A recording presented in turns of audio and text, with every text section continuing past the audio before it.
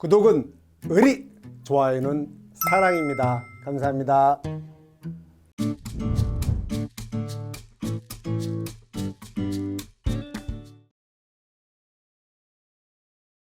안녕하세요. 세종에듀 전인 강사 손해평가사 홍세종입니다.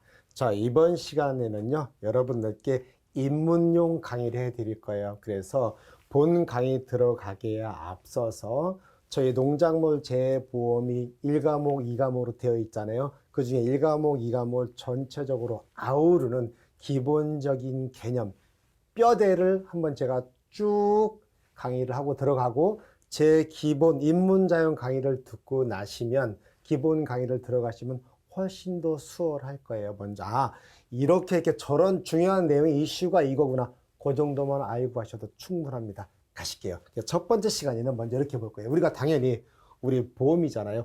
보험인데 손해보험이에요. 우리 보험에는 손해보험도 있고 인보험이 있죠. 여러분들 생명보험 드시는 것들. 그런데 저희는 손해보험이기 때문에, 자, 손해보험만의 특성이 따로 있겠죠. 요 부분도 우리 업무방수 1과목 여러분이 시험 공부를 시작하시면 맨 제일 먼저 나오는 이론이 바로 이 보험 이론이고, 보험 중에서도 손해보험 이론이 조금 더 디테일하게 나와요. 역시 그것이 중요한 출제 포인트이기도 하고요. 그 다음에 당연히 우리 보험이니까 보험 계약의 당사자, 당연히 보험 계약의 당사자는 농작물 재보험이니까는 농민이겠죠. 농민에서 농작물 재배하시는 분, 뭐 가축 사육하시는 분은 가축 사육하시는 분일 거고, 그리고 그 계약자는 개인도 되고 법인도 됩니다. 여러분, 우리 국도변에 이렇게 차 타고 여행 가시다 보면 농업회사 법인 많이 간판 보이잖아요. 그 법인들 말합니다. 그 법인들도 다 우리 농작물 재보험에 다 계약자야 되십니다. 그래서 개인 법인 다 되고요. 그 다음에 우리 관계기관. 여기는 사실은 우리 2차 시험의 직접적인 출제 영역은 아니지만, 업무 방법서에 보면 우리 정확하게 저 관계기관에 대해서 다 빠짐없이 서술을 하고 있어요. 그래서 저 부분도 충분히 시험에 나올 수가 있기 때문에 같이 넣었습니다. 보실게요. 먼저 계약 당사자는 지금 말씀드렸죠. 계약자하고 보험회사. 보험회사는 주로 NH농협손보가 됩니다. 이제 하나하나 보실게요. 먼저 여기 제일 먼저 위에서부터 하나 보실게요. 맨 위에 관계기관, 우리 정부는 집계체제잖아요. 제일 위에 최상위 기관 대빵 농림축산식품부죠. 이렇게 되겠고, 그리고 농림축산식품부가 농업재해보험만 하는 거 아니잖아요. 그러니까 야, 농작물 재해보험 이거는 누가 맡아서 해줬으면 좋겠는데, 야, 맡기자. 농업정책보험금융원, 우리가 말하는 농금원이라 하는 데에다가 업무 위탁을 줍니다. 그리고 이들이 업무 위탁을 받아서 전반적으로 내 직접적인 사업에 관해서는 재보험, 보험회사, 재보험 사업자한테 넘깁니다. 그리고 이 재보험 사업자와 우리 계약자 있죠? 우리 농민들 간에 서로 보험 계약, 이 보험 계약이 손해보험 계약이 될 것이고, 그 다음에 이 재보험 사업자에 의해서 여기 조사자, 바로 여러분들이나 저, 그리고 손해사정사, 손해평가사, 손해평가인들이 해당이 됩니다. 이렇게 됐죠. 먼저 하나하나 보시면, 그리고 또 하나 중요한 거, 요게 좀 1차, 2차 시험에서도 보는데, 여기 보시면 여기 감독기관은 금융위원회가 하고요. 그 다음에 여기 분쟁해결기관은 금융감독원이 합니다. 저게 1차 시험에서도 출제 포인트고 2차 시험에서도 가로놓기도 충분히 나와요. 여지껏 관계기관에 대해서는 2차 시험에서 그렇게 다루지 않았습니다만은 엄연히 업무 방법서에 상당한 페이지를 할애하고 있어요. 그래서 이걸 갖고 주관식으로 서술형 내기는 그렇고 가로놓기는 충분히 가능합니다. 제가 이 부분은 왜 중요하냐면, 여기 색깔 바꿔볼까요? 여기 상식적으로 감독기관 하면서 보험사업도 금융사업이니까 감독기관은 금융감독원이라고 생각하기 쉽잖아요. 그래서 이거는 감독기관은 금융감독원이 아니고 금융위원회가 한다는 거, 그리고 여기 분쟁해결기관은 금융감독원이 한다는 거, 이 감독이란 말에 헷갈려서 감독기관은 금융감독원 땡. 그래서 여기를 주의해 주세요. 여기는 충분히 나올 수 있어요. 다시 한번 감독기관이 보험사업이죠. 농업재해보험사업의 감독기관은 금융위원회, 우리가 말하는 금융위를 말합니다. 굉장히 파워가 센 기관이에요. 여러분 아마도 행정고시 재경직 팩사시면 재경부나 이런 데 금융위원회 금강원으로 봐실 겁니다. 엘리트 코스죠. 그다음 여기 분쟁 해결 기관은 금융감독원 2번 말씀드렸어요. 자, 됐고. 이제 하나하나 다시 가보실까요? 여기 아까 제일 먼저. 그러면 농림축산식품부에 정말 말말 농업, 임업, 축산업 어마어마한 일이 많은데 그럼 우리가 말하는 우리가 해당되는 농업재해보험에 관한 내용을 누군가 해야 되는데 그걸 이렇게 산하에 식품부 산하에 농업재해보험 심의회를 둡니다. 여기는 아마 1과목에서 충분히 하고 오셨을 거예요. 한 번 더 볼게요. 그런데도 1과목인데도 이렇게 농업재해보험 심의회 사는지는 제가 암기팁 1과목에 말씀드렸었는데 손목보제. 야, 저 심의에서 네 손목 좀 보제. 손목보제. 어떻게? 손목보제.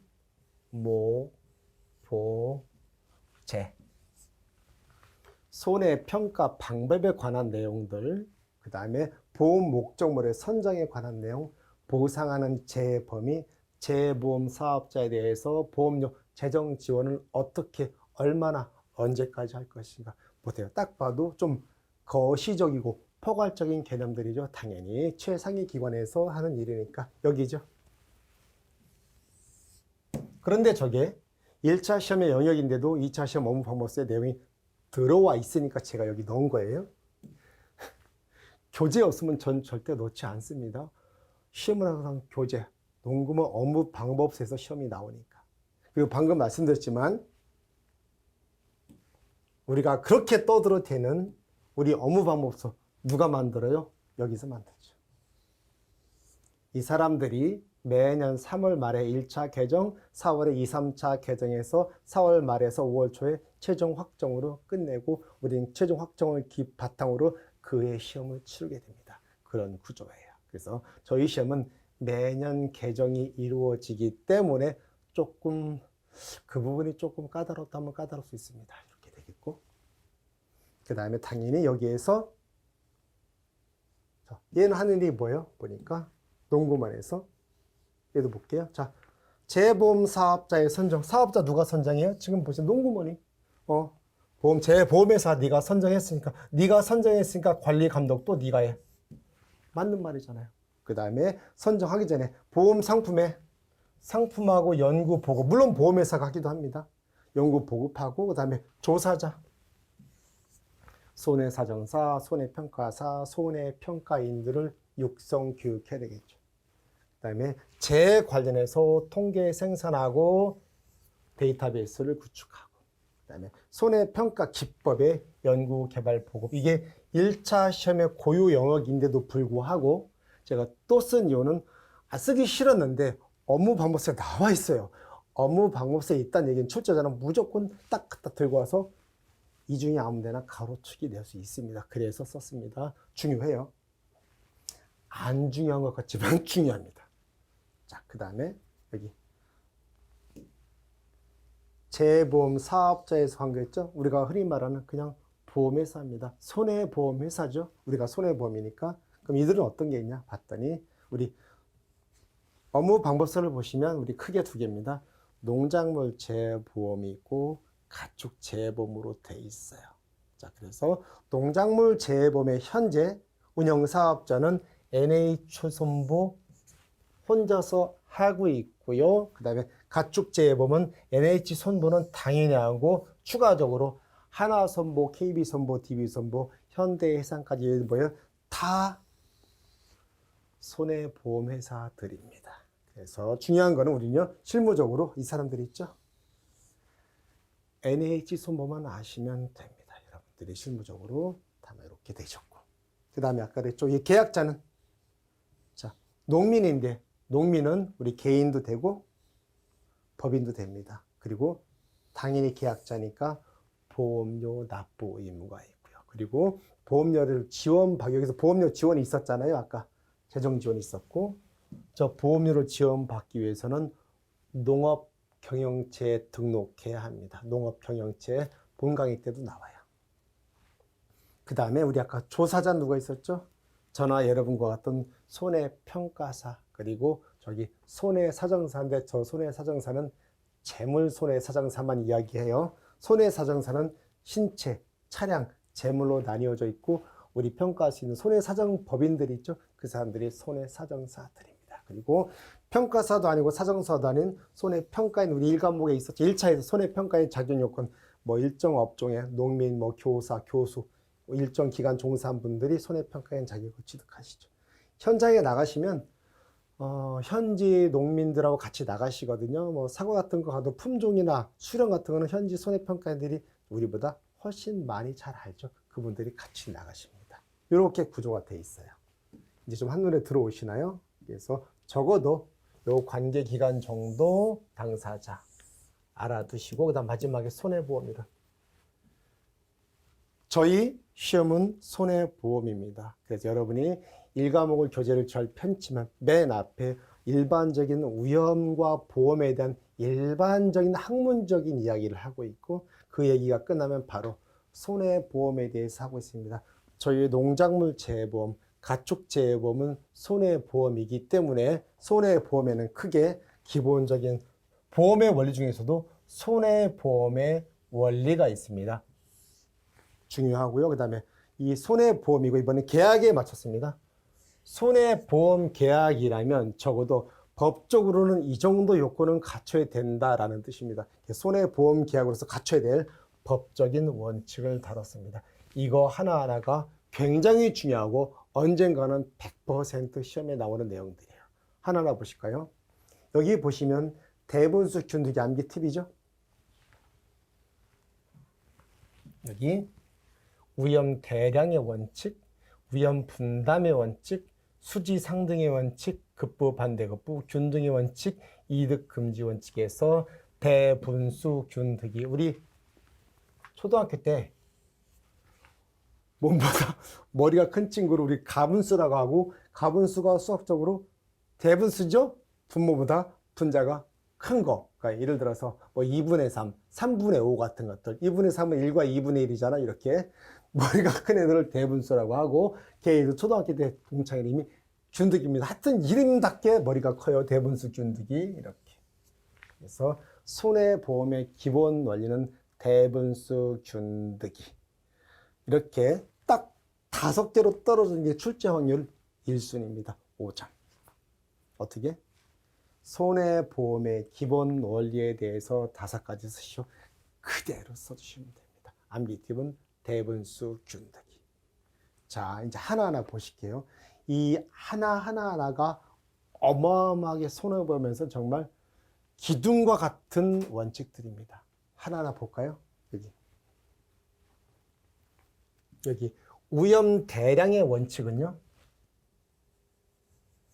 여러분 보험료하고 보험이 성립을 하려면 기본적으로 동질적인 위험을 부여한 다수가 있어야 됩니다. 꼴랑 10명 안쪽, 100명 안쪽에 모여가지고 보험을 성립하겠다?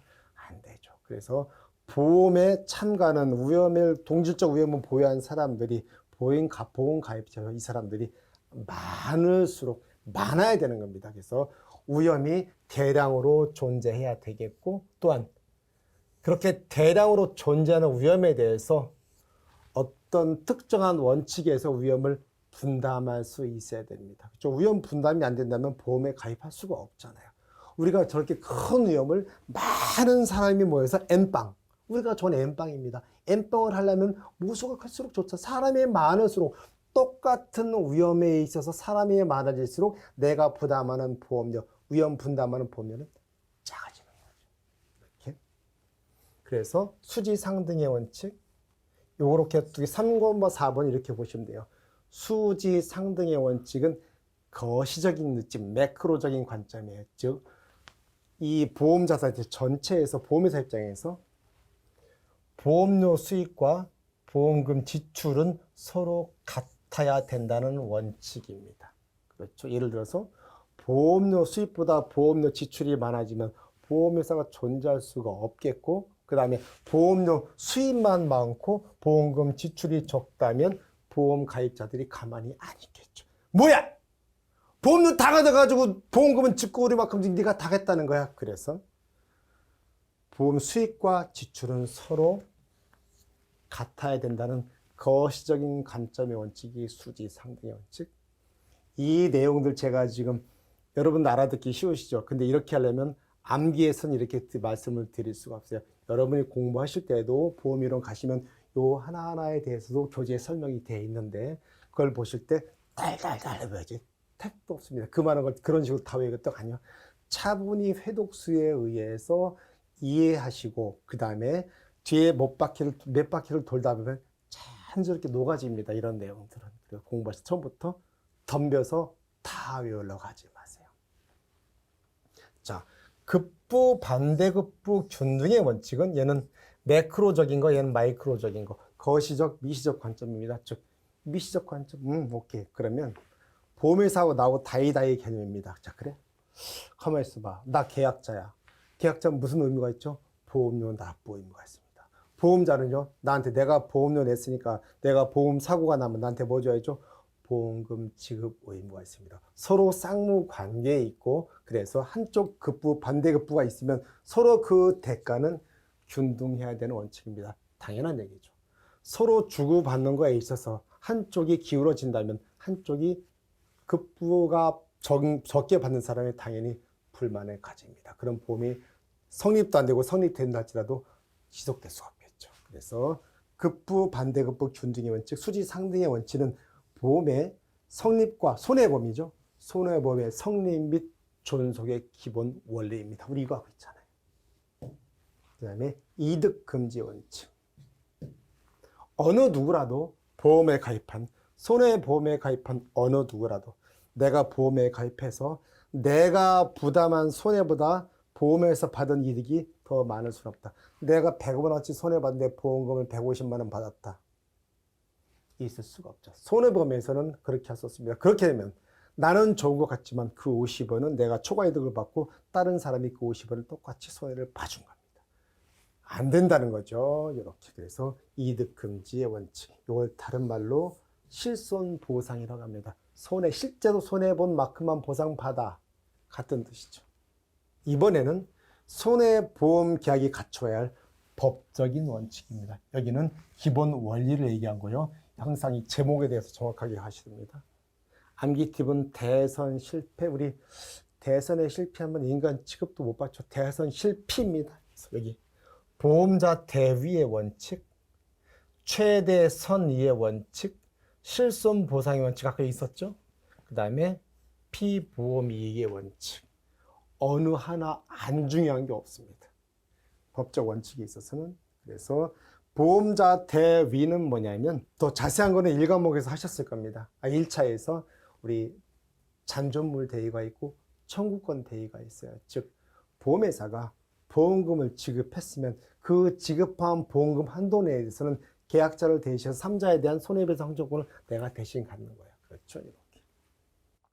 저 보험자 대위는 시험 출제 확률이 매우 높아요. 매우 높고 지금 또 자주 나오고 있고. 그 다음에 최대 선의의 원칙.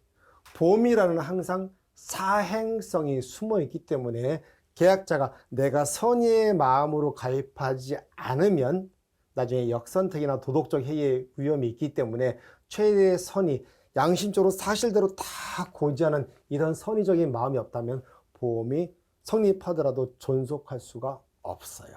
그래서 보험 사기하고 연결되겠죠. 그 다음에 실손보상은 이득금지. 실제로 손해본 것만큼만 보상한다. 이득을 볼 수 없다.